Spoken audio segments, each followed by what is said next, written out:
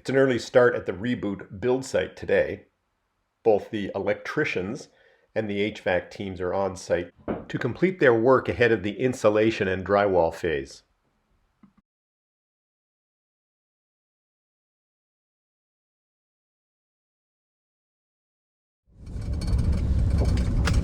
Very cold winter morning here in Eastern Ontario.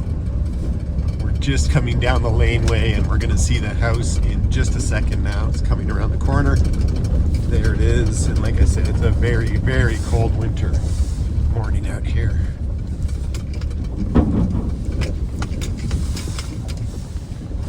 Snow crunching as we drive up. Beautiful, but chilly. Whew. Like I said, it is a chilly day out here. Anyways, let's head inside and have a look around, do a little bit of an update. No heating in here yet, so it's like a nice box in here, but let me flip the camera around here. So there has been a lot going on inside here at the Reboot house build for the last few days, but I wasn't able to capture a lot of the work the guys were doing. It was very busy. I was in and out. There were 2 to 3 crews in here at a time, and it just didn't allow for capturing and taking video of all the work that was going on during that time. There is a lot going on in here, so where should I start?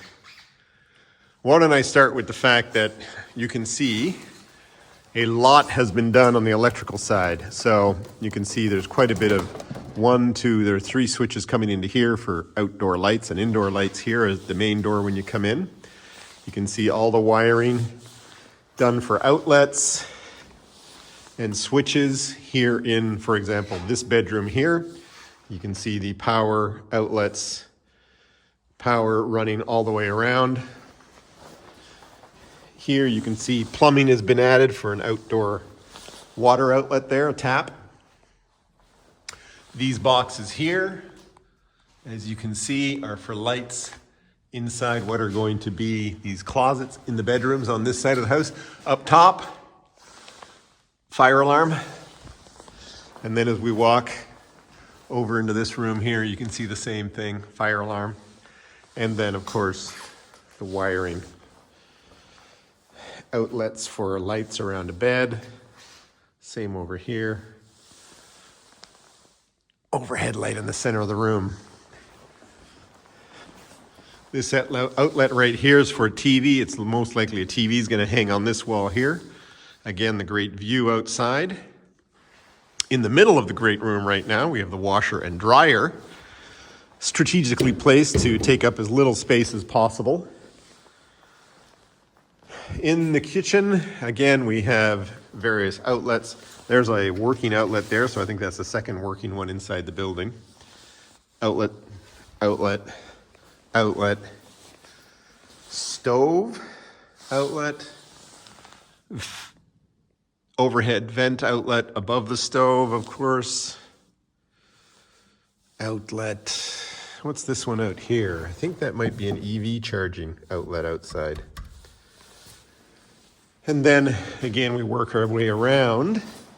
And on the back wall here, again, there's a box here for several switches that's going to take care of the various lights outside. For example, there's a sconce there for the outside around the windows and another one right there. Another switch box. Looks a little crooked. We'll fix that. Now in here, a little bit more exciting, we have plumbing for the washer, electrical for the washer and the dryer. I believe this is a plug that we can use now for heaters. So we might run a heater once we get the insulation done, but as you can see, there is no insulation. Plumbing and electrical here for the vanity that's going to be inside this bathroom. So lights up here.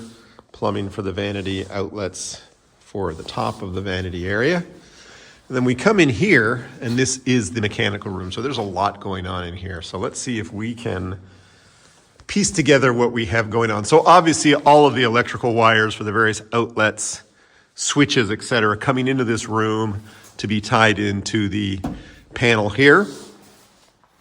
What do we have here? This right now here is the water line that's been there for quite a while. I think you've seen that in other videos. This is brand new, and that's the line for the refrigerant that's going to come from, and heating elements that's going to come from the heat pump outside on that side of the building. So that's new. These are the insulated flexible ducting for the HRV system, and I believe that they also tie into the bathroom vents. That is not in place yet, but we're going to see that eventually. Here, for example, we've got heavier wiring for things. I believe the water tank is going to sit right here, and then over here you're going to have the air handler for the heat pump system.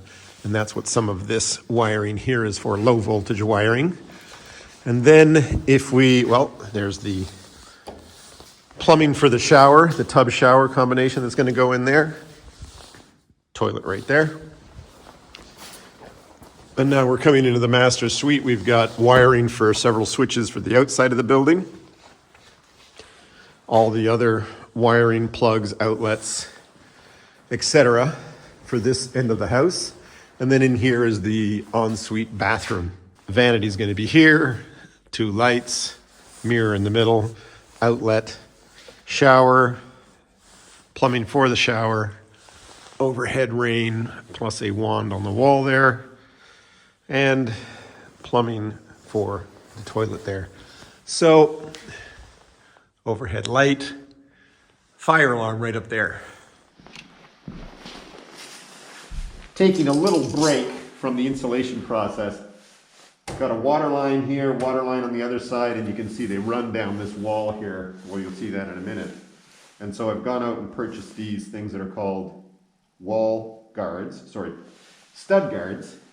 And we're gonna stick it right in there to help protect that. In future years, when people like me try to screw things into the wall and prevent us from hitting that water line.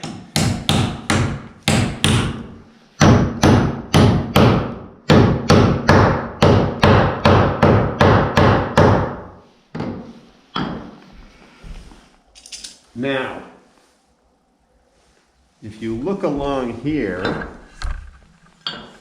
we're going to do 1, 2, 3, 4 on this side, and we're not going to do many on this side. I'll do this one right here, and then I'm not going to do the other ones. This one only because it's just so shallow there, right? Like there's barely any wood on the other side of this water line. And not on the other side here because that's inside the cabinet, inside the vanity, so it should be relatively protected in there.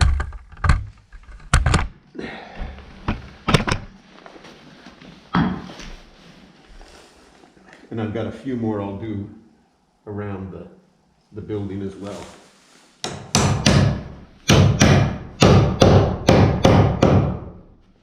Pretty easy to install.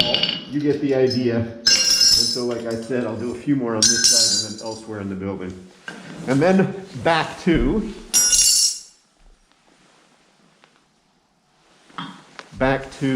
the insulation.